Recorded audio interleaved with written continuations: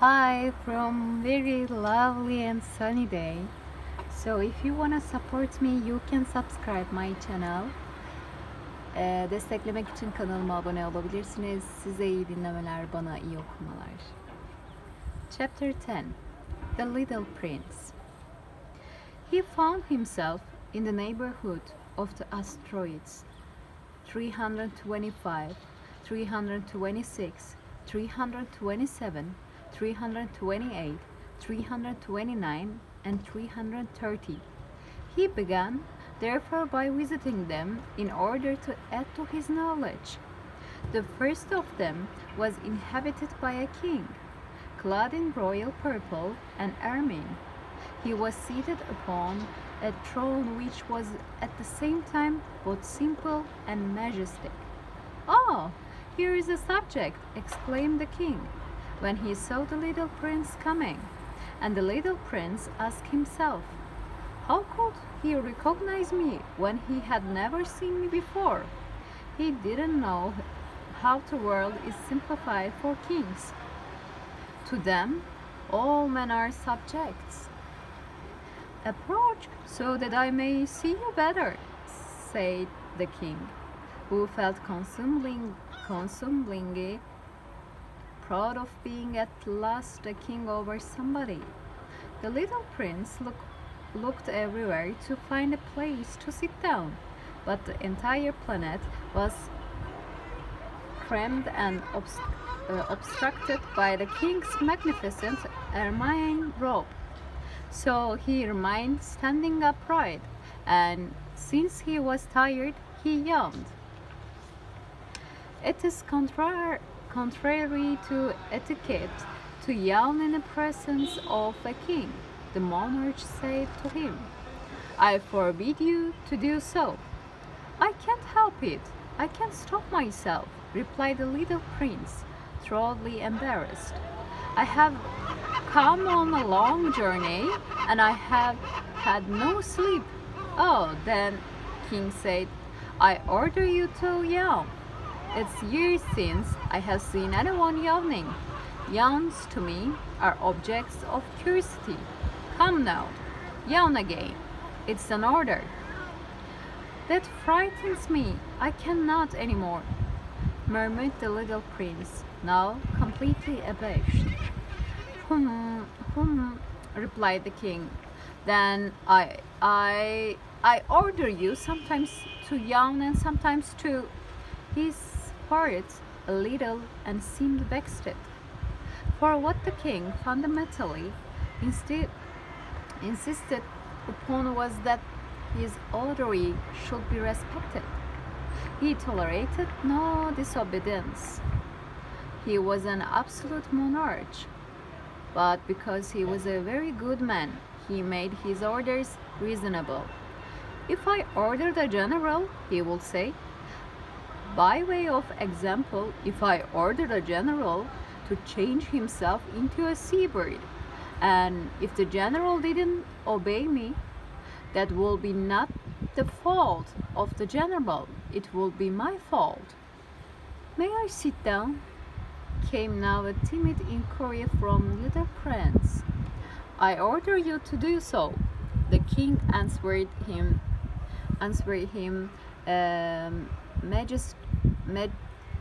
majestically gathered in a fold his army medal.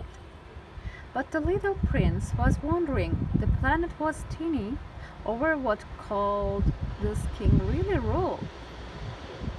"Sire," he said to him, "I beg that you will excuse my asking you a question. I order you to ask me a question." The king hastened to assure him. "Sir, over what do you rule?" "Over everything," said the king, with magnificent simplicity. "Over everything?" The king made a gesture which took in his planet, the other planets, and all the stars. "Over all that?" asked the little prince. "Over all that," the king answered. For this rule wasn't only absolute, it was also universal. "And the stars obey you?" Certainly they do, the king said. They obey instantly. I do not permit insubordination. Such power was a thing for the little prince to marvel at. If he had been master of such complete authority, he would have been able to watch the sunset, not 44 times in a day, but 72 or even 100 or even 200 times without ever having to move his chair. And because he felt a bit sad as he remembered his planet, which he had forsaken, he poked up his courage to ask the king a favor. I should like to see a sunset. Do me that kindness. Order the sun to set. If I ordered a general to fly from one flower to another like a butterfly, or to write a tragic drama, or change himself into a seabird, and if I general didn't carry out the order that he had received, which one of us would be in the wrong? The king demanded. The general or myself? You, said the little prince firmly. Exactly. One must require from each one the duty which each one of can perform, the king went on. Accepted authority rest first of all on reason. If you order your people to go and throw themselves into a sea, they will rise up in a revolution. I have the right to require obedience because my orders are reasonable. Then my sunset? The little prince reminded him, for he never forgot a question once he had asked it. You shall have your sunset. I shall command it. But according to my science of government, I shall wait until conditions are favorable. When will that be? Inquired the little prince. Replied the king, and before saying anything else, he consulted a bulky almanac. That will be that will be this evening about 20 minutes to 8, and you will see how well I'm obeyed. The little prince yawned. He was regretting his lost sunset, and then, too, he was already beginning to be a little bored. I have nothing more to do here, he said to king, so I shall set out on my way again. Do not go, said the king, who was very proud of having a subject. Do not go. I will make you a minister. Minister of what? Minister of justice. But there is nobody here to judge. We don't know that, the king said to him. I have not yet made a complete tour of my kingdom. I'm very old. There is no room here for a carriage, and it tries me to walk. Oh, but I have looked already, said the little prince, turning around to give one more glance to another side of the planet. On that side, as on this, there was nobody at all. Then you shall judge yourself, the king answered. That is the most difficult thing of all. It's much more difficult to judge oneself than judge others. If you succeed in judging yourself rightly, then you are indeed a man of true wisdom. Yes, said little prince, but I can judge myself anywhere. I do not need to live on this planet. Said the king. I have good reason to believe that somewhere on my planet there is an old rat. I hear him at night. You can judge this old rat. From time to time you will condemn him to death. Thus his life will depend on your justice. But you will pardon him on each occasion, for he must be treated thriftily. He is only one we have. I replied, little prince, do not like to condemn anyone to death. And now I think I will go on my way. No, said king. But the little prince, having now completed his preparations for departure, had no wish to grieve the old monarch. If your majesty wishes to be promptly obeyed, he said. He should be able to give me a reasonable order. He should be able, for example, to order me to be gone by the end of 1 minute. It seems to me that conditions are favorable. As the king made no answer, the little prince hesitated a moment. Then, with a sigh, he took his leave. I made you my ambassador, the king called out hastily. He had a magnificent air of authority. The grown-ups are very strange, the little prince said to himself as he continued on his journey. Chapter 11. The second planet was inhabited by conceited men. Oh, I'm about to receive a visit from an admirer, he exclaimed from afar. When he first saw a little prince coming, for to conceited men, all other men are admirers. Good morning, said the little prince. That is a courier hat you are wearing. It's a hat for salutes. The conceited man replied, It's to raise and salute when people acclaim me. Unfortunately, nobody at all ever passes this way. Yes, said little prince, who did not understand what the conceited man was talking about. Clap your hands, one against the other. The conceited man now directed him. The little prince clapped his hands. The conceited man raised his head in a modest salute. This is more entertaining than the visit to king, the little prince said himself, and he began again to clap his hands, one against the other. He, conceited man, again raised his head in salute. After 5 months of this exercise, the little prince grew tired of the game's monotony. And what should one to do make the heart come down? He asked. But the conceited man didn't hear him. Conceited people never hear anything but praise. Do you really admire me very much? He demanded of the little prince. What does it mean, admire? To admire me, that you regard me as the handsome, the best dressed, the richest, and the most intelligent man on this planet. But you are the only man on your planet. Do me this kindness, admire me just the same. I admire you, said the little prince, shrugging his shoulders slightly. But what is there in that to interest you so much? And the little prince went away. The grown-ups are certainly very old, he said to himself as he continued on his journey. Chapter 12. The next planet was inhabited by a tippler. This was a very short visit, but it plunged the little prince into a deep dejection. What are you doing here? He said the tippler, whom he found settled down in silence before a collection of empty bottles and also a collection of full bottles. I'm drinking, replied the tippler with a lugubrious air. Why are you drinking? Demanded the little prince. So that I might forget, replied the tippler. Forget what? Inquired the little prince, who already was sorry for him. Forget that I'm ashamed, the tippler confessed, hanging his head. Ashamed of what?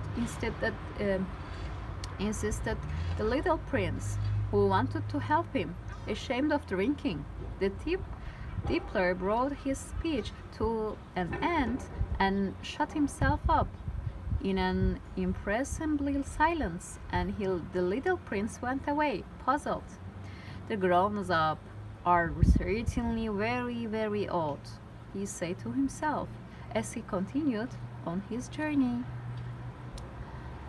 Chapter 13. The fourth planet belonged to a businessman. This man was so much occupied that he didn't even raise his head at the little prince's arrival. Good morning, the little prince said to him. Your cigarette has gone out. 3 and 2 make 5. 5 and 7 make 12. 12 and 3 make 15. Good morning. 15 and 7 make 22. 22 and 6 make 28. I haven't time to light it again. 26 and 5 make 31. Puff. Then that makes 501,622,731. Whoa! 500 million what? Asked little prince. Are you still there? 501 million. I can't stop. I have so much to do. I'm concerned with matters of consequence. I don't amuse myself with balderdash. 2 and 5 make 7. 501 million what? Repeated the little prince, who never in his life had let go of question once he had asked it. The businessman raised his head. During the 54 years that I have inhabited this planet, I have been disturbed only 3 times. The first time was 22 years ago, when some giddy goose fell from goodness knows where. He made the most frightful noise that resounded all over the place, and I made 4 mistakes in my addition. The second time, 11 years ago, I was disturbed by an attack of rheumatism. I don't get enough exercise. I have no time for laughing. The third time, well, this is it. I was saying then 501 millions. Millions of what? The businessman suddenly realized that there was no hope of being left in peace until he answered this question. Millions of those little objects, he said, which one sometimes sees in sky. Flies? Oh no. Little glittery objects. Bees? Oh no. Little golden objects that set lazy men to idle dreaming. As for me, I'm concerned with matters of consequence. There is no time for idle dreaming in my life. Oh, you mean stars? Yes, that's it, the stars. And what do you do with 500 millions of stars? 501,622,731. I'm concerned with matters of consequence. I'm accurate. And what do you do with these stars? What I do with them? Yes, nothing. I own them. You own the stars? Yes, but I have already seen a king who kings do not own. They reign of. It is a very different matter. And what good does it do you to own the stars? It does me a good of making me rich. And what good does it do you to be rich? It make it possible for me to buy more stars.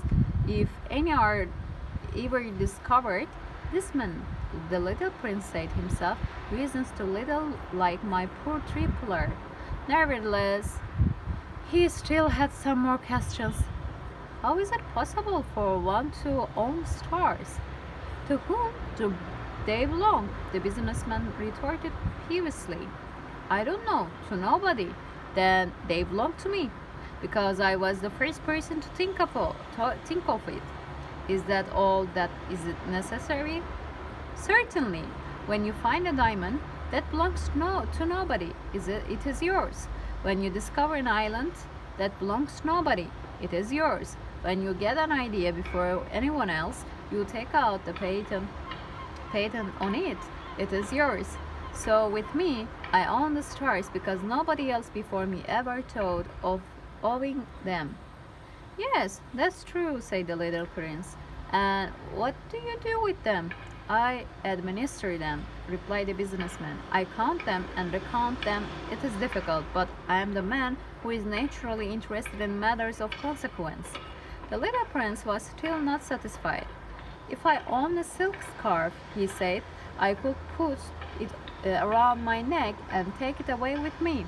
If I own a flower, I could pluck that flower and take it away with me. But you cannot pluck the stars from heaven. No, I can put them in a bag. Whatever does that mean? That means that I write the number of my stars on a little paper, and then I put this paper on a drawer, lock it with a key. And that is all? That is enough, said the businessman. It is entertaining, thought the little prince.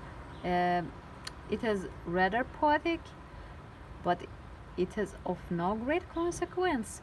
On matters of consequence, the little prince had ideas which were very difficult from those of the grown-ups.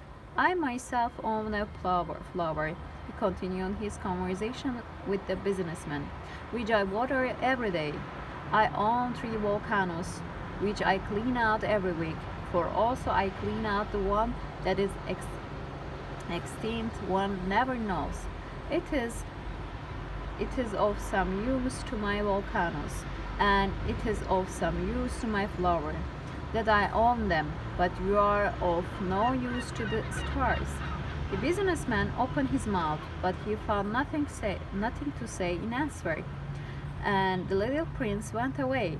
The grown-ups are certainly altogether extraordinary, he said simply, talking to himself as he continued on his journey. Teşekkürler.